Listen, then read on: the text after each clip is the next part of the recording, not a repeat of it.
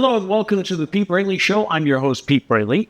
What we do on this show is we try to highlight folks that have made a difference and made life better here in Greater New Bedford or Southeastern Massachusetts. And springtime in New Bedford, of course, means many things. And for over 75 years, thousands of young athletes have taken the field for the Whaling City Youth Baseball League. For a third of those years, the league has had one president, Dave Dumont, and Tom Viera Sr. has been on the executive board for over 45 years. They join me on this episode of the show. Gentlemen, thanks for coming in. Thank you for having us. Yep. Busy time of year. I can see you're all in your. You got your merch going here. Yeah. Dave, let's start with you. Tell me a little bit about yourself. Are you from the city? Yes. I was born in Fall River. My father was a funeral director, bought a funeral home in New Bedford. Mm-hmm. We moved up to New Bedford and lived here since. Married, have a couple of kids, some grandkids. And I also have the whale as my other child. Right. And are you retired now? I just retired 6 months ago. From where? What'd you do? I was a pharmacy technician. Basically, I was a buyer. I used to buy medications for first up in Boston Medical Center, and then at Apothecary in Brockton, which is now Pelmed. Okay. Tom, what about you? You from the city? I was born and brought up in New Bedford, but I now live in Freetown. Okay. Yeah, because I met my second wife, and we were out in Freetown. But I have one son. Between the two of us, we have 10 grandchildren. Wow. Yes. Two of them have come through and already graduated through the league. Mm-hmm. And my youngest one is playing 9 this year. So, did you both play in the Whaling City Little League when you were younger? Believe it or not, I did not. You did not? No, I didn't. Okay, but you did, right? I did. Yeah. I graduated in 1973. Whopping 52 years ago or something like that. Yeah, it's a long time ago. Wow. Can you go back in your mind to your playing days? And what was that like playing for the commonly referred to as the Whale, right? Yes. Yeah. It was fun. I mean, let's put it this way. It's a good experience. I played... We used to have different fields that we're on right now, but yeah, it was very competitive back then. The quality of baseball, I think, was higher because that's the sport you played in the summer. You played baseball. Yeah. Everybody played baseball. Yep. And I had a good career. I mean, my graduating year, I came in second in batting. When you say graduating year, is that 12-year-old, or did you play the Pony League ages and all that? That was the graduating year from Little League, which would be 12. 12, right. And then I went and played Pony League also. Okay, all right. And Tom, how did you become associated with the league? Back in my old neighborhood, I had a younger kid that was in the neighborhood, and he started playing up north. And he constantly was like, "Oh, you got to come and watch me play. Please come watch me play." So not even your child? No. Yeah. He was just a family friend.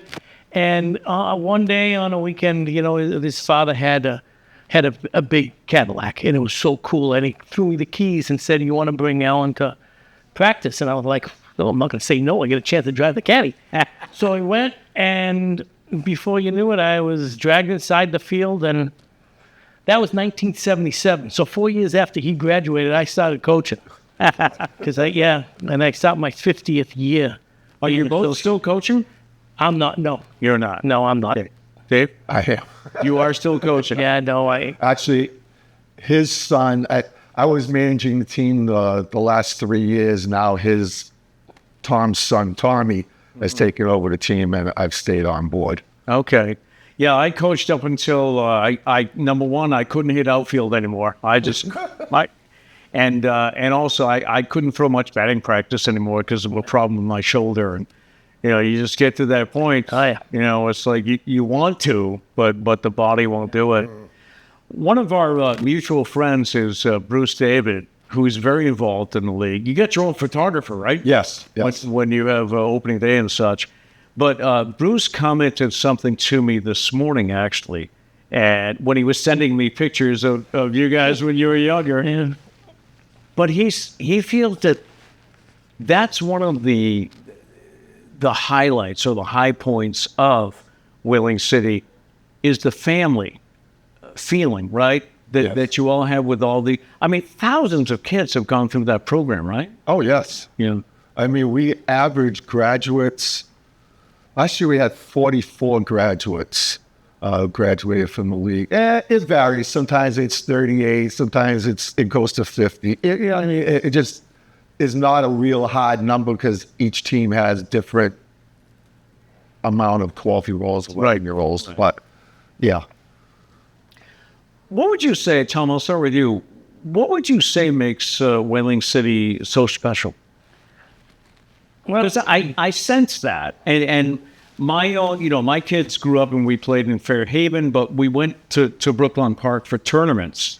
And it's just, you just get such a good feeling there, and everybody's, plugged in and committed to it. We've been lucky, I believe, as far as the membership of the league, the coaches, managers, and board members that help run the league. We've been lucky that we've had very good people run the league, coach the league. Before us, we had excellent people. Mr. Ledetto was considered by me as Mr. Whaling City. Mike Ferreira was a long president, and he ran the league. He just did a great job.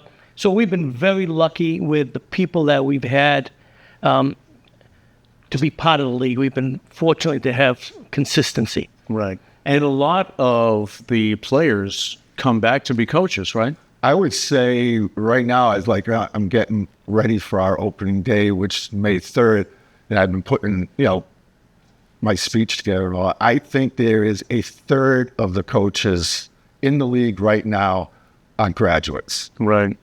At least a third. That's great. Some leagues across the country have seen their numbers diminish. Some people think, especially around here, that it's the growth of lacrosse. Has that affected you at all? This year we noticed a little slower sign-ups on our T-ball and instruction league program.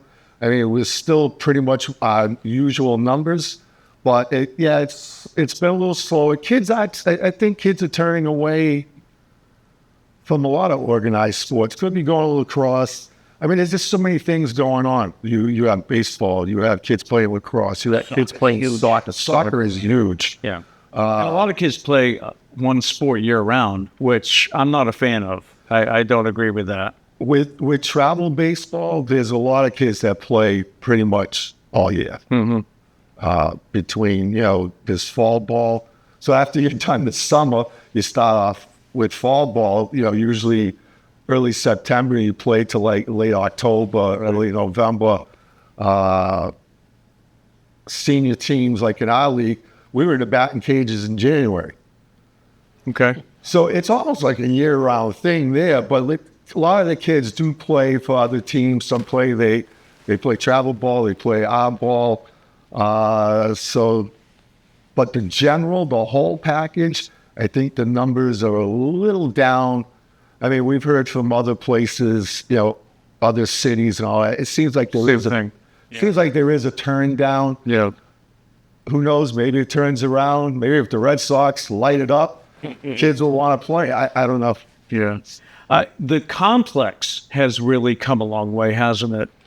Yes. And again, we're talking Brooklyn Park. Brooklyn Park. Yeah. Again, we've been very lucky. We've had some people that have done a lot of work. We have 3 little league fields. When it started, you had 1, right? We had 2 always, but we used to use Diamond 1, which is now used by Bay State girls. Okay. And we had Diamond 4. Now we have Diamond. They made a trade. I think it was Mike Ferrer made a trade with the girls. We got Diamond 3. They got Diamond 1. So our Diamond 3 and 4 were right next to each other. And I want to say it's like 15 years ago we built a 3rd diamond. And we finally got the okay because we just had too many kids. So many kids, so many games. Because our T-ball and instructional league and senior league, we were putting 32 teams on the field. We ran out of room, and we had to go in front of the park board. We went in front of city councilors and finally got the okay to add a third field. Did I see there was a resolution from the city council that stated that 10,000 children have participated since 1951? I wouldn't be surprised. I wouldn't be surprised. We have a historian, Steve Carrero, and he put a 75th anniversary book together last year. And there's been, he counted pitches. He gave like a round out number of pitches. It's in the millions. It's, when you think about 75 years, we have 14 senior league teams. When I played, there was 12 senior league teams. 78, we expanded. So we have 14 of them. We have usually 8 to 10 instructional league teams and 8 to 10 T-ball. So you add it all up, it's, you're talking about 400 kids a year times 75 years. It could be. And we got to give a shout out to your sponsors, right? Because you wouldn't be able to do half of what you do without the people that sponsor teams, the uniforms, the ads in the outfield. We've had great sponsors. We've got 3 sponsors that are in the 40s or at 50. Amrol's, DeBross Oil, and Dave's. They've been around forever. Yes. And then the next tier, the Tremblay buses and the kitchens and baths and things like that have been around 25 to 30 years. Yeah. And yes, we've had tremendous sponsors that they're great. People that sponsor signs, they do all kinds. So yes, our sponsors have been very helpful. Have you seen changes in the game or how the game's played or the athletes? One of the things I saw a video recently of, back when you and I played, because we're about the same age. Back when you and I played, you maybe had a glove that you hooked on your bat, put it over your shoulder, and you went to the field. Mm-hmm. Now kids have bat bags, they have helmets, they have 2 or 3 batting gloves, they have eye black. Besides that, but are they still basically kids that want to play baseball?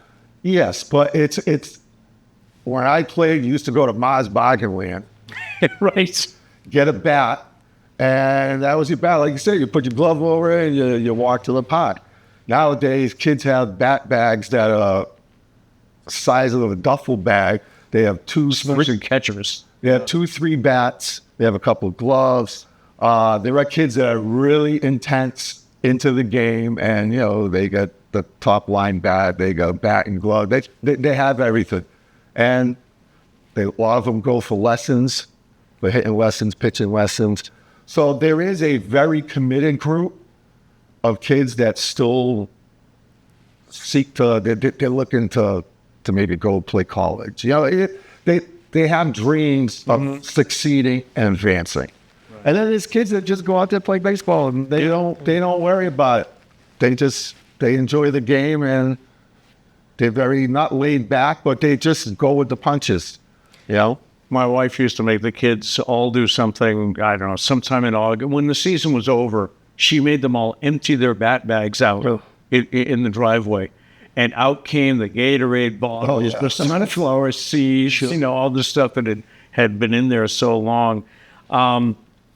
Established in 1951 as the Eagles Little League, I'm told that was the original name. Yes. And the Wayne City Youth Baseball League, one of the oldest youth baseball organizations in the state. Mm-hmm. So what do you attribute the longevity to? Dedication to the people that came before us. Tommy Brubb, Lee Ledetto, Mike Ferrera, Fred Perry, long-term presidents that came before us, got the ball rolling, built the buildings, redid the fields. It comes from the past. I mean, we've been holding court for, like I said, this is my 27th year as president. We've been holding court those last 27 years, And we're just trying to build on what was there before us. Right. Not to jinx anything, not to mess anything up, just seeing if we can keep making it better. People come to the park. It is, like you said, a family thing. Parents, aunts and uncles, grandparents. I mean, there's a lot of people that come to the games. And we just try and keep it going. Try and make sure that we turn out a good product that people are happy with. They're happy to come and play. We try and stay on top of our fields. They're like an institution that Yeah. was there for all of those years. Now there were 3 little leagues in the city. Right. You know, Now there's 2, right? Now we're down to 2. You basically have one south and you have one north. And Greater New Bedford, when they were very, very popular, like kind of like more central, but it's kind of like an institution, and it was there, and it was handed to us. And we're doing our best to continue it, forever. I have to congratulate both of you. Number one, for stepping up, because I don't feel enough people do that. They either think they're too busy nowadays, or I don't know much about baseball, but I appreciate you stepping up. But also, I think what we need to celebrate is your longevity. I mean, we live in a world, how many times have we heard, oh, we need some young blood. We gotta go in a different direction. Maybe you've dealt with that. I don't know. But the fact that you've been able to, without being ousted, you've been able to be there for a number of years shows me you're doing something right that parents and the coaches appreciate. I hope we are. It's a task because, every year there's different challenges. Whether it's the weather, whether it's... I was surprised with all the snow we had. It pretty much disappeared, though, right? You didn't have any issues with the fields, did you? Residual water and stuff like that. Right. No, the fields were in good shape. Actually, it probably flattened them, so when we roll them this year, it'll be even better. Yeah. But weather is a challenge. Yeah. Yeah, weather is a challenge because if you get a lot of rain, you're trying to stay on schedule. You try and get the fields set up, water off the fields, redone for games at night, because the last thing you want to do, once Memorial Day comes around, we start doing double headers. So we have a 6 o'clock game, an 8 o'clock game. Right. You have that on 2 fields. We have lights on 2 fields, and you have a 5:30 game on 1 field. And if you got rain and you lose that, now you're fighting make-up times. You don't want to cut from instructional or team ball, so you put them at the end of the year. I think last year we had like 10 days of makeup. Mm-hmm. That makes it tough because now football's right around the corner, and so there's some difficulties. Weather causes difficulties with other things, other scheduling, other sports. Right. Just getting back to longevity, we've been called dinosaurs. I said, your league is run by a bunch of dinosaurs. You're not doing anything new. You're all dinosaurs. Well, the Dinosaur League is starting its 76th year. So You must be doing something right. the dinosaurs have been holding their own. You mentioned the other little leagues, so which brings to mind the city championship, right? Yes. You play SEYAA. We play the South. It used to be 3. It used to be us, South, and Greater New Bedford, and we had like a round robin to see who would make it to the final. Right. But now it's just us in the South, and we have they have a best of 3. And that's final. been going on for a number of years, right? Yeah. There's been some hiccups over the years. Yeah. I'm trying to think if it was like the 80s or something. There was some difficulties that it didn't go off. In the last few years, the COVID years, even through the COVID years, we had baseball. South End had baseball. We had the city championship. Mm-hmm. The kids get into that, and the coaches too. Oh yeah. Yeah. And that takes place in September, is it? Yes. Yeah. So the kids are in school sometimes when these games are being played, right? Yep. Yeah. Well, we go long. Our season, like we'll start May 3rd is opening day, and our final game The regular season goes until the first week of August. Does it really? Because I know a lot of leagues will wrap up. Everybody else is done. That's just the regular July, season. maybe? Right. We might have 3 more weeks after that of playoffs. Right. But we play 26. Each team plays 26 games. Now, why 26 games? Yes. How does that compare with other leagues? Do you know? Well, I can't remember how many I a played. lot of them are affiliated now around here with Cal Ripken. Mm-hmm. And they have to have their seasons done early because they start with their local and regional and state tournaments, so they have to be done early. Sometimes early July. Are you associated with Little League Baseball? No. No. We're independents.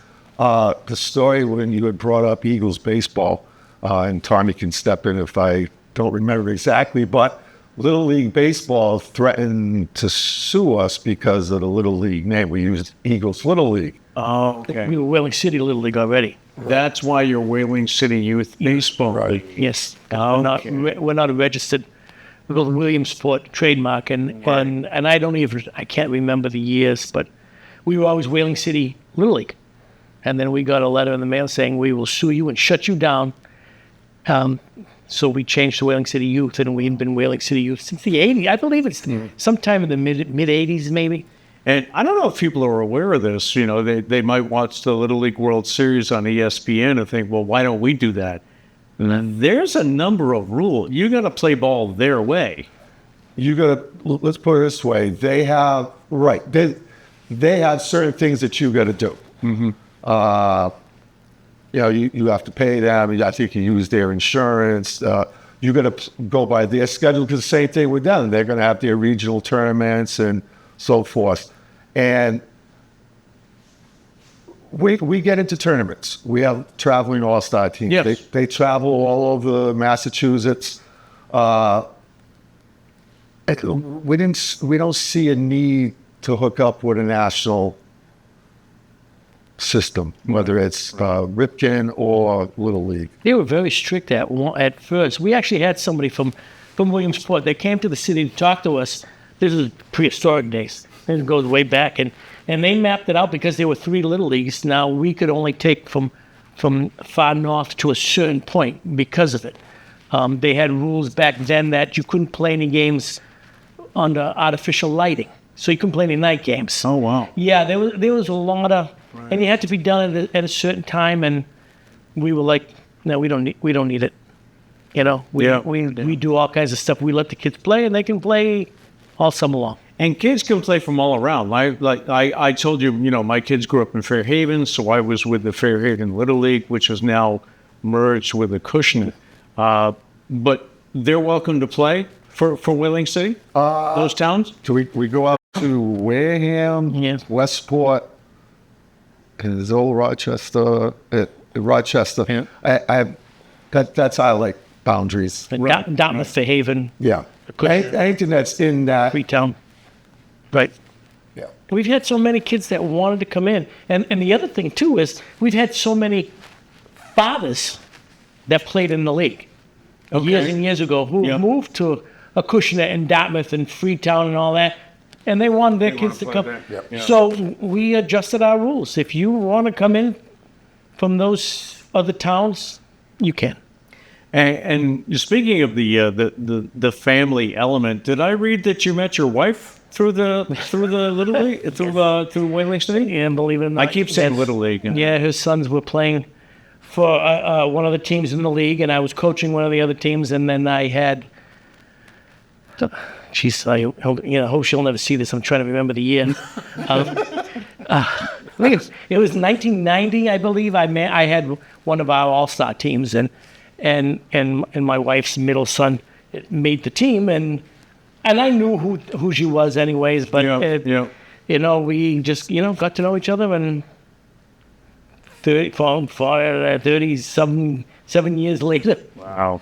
Yeah, it was interesting. I wonder if you have the same feeling I do. If I'm walking through Walmart or Stop and Shop, whatever, and all of a sudden someone comes up to me and says, "Hey, Coach," and it was a boy I had 15, 20 years ago, that just makes me feel good. To realize that he still thinks of me as as his coach. Yeah. Maybe he forgot my name. I don't know, but that must happen to you. Yes, it does. And what's funny, like you were saying about forgetting names, you see kids come up to you and they go, "Hey, how you doing, coach?" And you're like struggling because you're looking at this child who's not a child anymore. He's maybe like 17, 18, and you're like, I think this is who this is because they change. Yeah. Well, yeah, it's a great feeling when kids come up to you. I've had kids that have come up to me still recently and said, back then, things weren't the greatest at home. And a couple of, split families. And said, I really never had a father that came and supported me or did anything. Said, you were like a father to us. And you know what? You hear that once, and all the years that I've spent makes it all worth it. Makes it all worth Yes. it. Yeah. I want to quickly mention the scholarships, right? Because is this an every year thing? You provide scholarships? Every year we have a set number, and what we do is any graduate of the league. So you went through your 2 or 3 years, 4 years, whatever, and you graduated from the league, and then you went on to high school and graduated from high school, you're eligible for a Whaling City scholarship. We've given out, at this time, over $100,000. Oh, wow. So we give out about $3,500 every year. So, We do what we can, but Yeah. we're a nonprofit. We raise all our own money. Right. We're not sponsored by the city, and we understand that. The city has got a lot of stuff to worry about other than us, and we understand that. So, we raise everything and by ourselves. I try to get the kids, a couple of my speeches, I always talk about education because the bottom line is, what is it? 1% of the kids that played in high school will play in college, or 7%. So that, I mean, it's a real low number. So you're not going to be a superstar. Get that in your head. You need education. Right. And if you can get a good education, you get a good job, you raise a family. Well, now, it's not just about baseball. Now you expand it. Your life, you don't know what your life's going to bring. So if you can get an education and we can help, Go for it. Yep. Bob Baldwin, who was in Fairhaven for a number of years now at the MIAA, he once told me, he said, I don't remember the scores. I don't remember the games. But I remember hanging out at the park. I remember the bus rides, and it's like, that's what it's all about. Would you agree? Oh, absolutely. Yeah. Absolutely. The kids will come up and remember things that I sit back and go, holy cow. You still remember that? But they do remember stuff like that. And it's a big family. Tom Viera and Dave Dumont, thank you so much for being with us. And congratulations and play ball. Get ready for another. That's it. Thank you for having us. Thank you for having us. Oh, thanks. If you know someone you think we should have on the show that's done something, or made a contribution to life here in the area, please let me know, okay? We always wrap up with the thought for the day, and our thought for the day today is, life is like a camera. Just focus on what's important. Capture the good times. Develop from the negatives. And if things don't work out, take another shot. I'm Pete Braley. Thanks for joining us.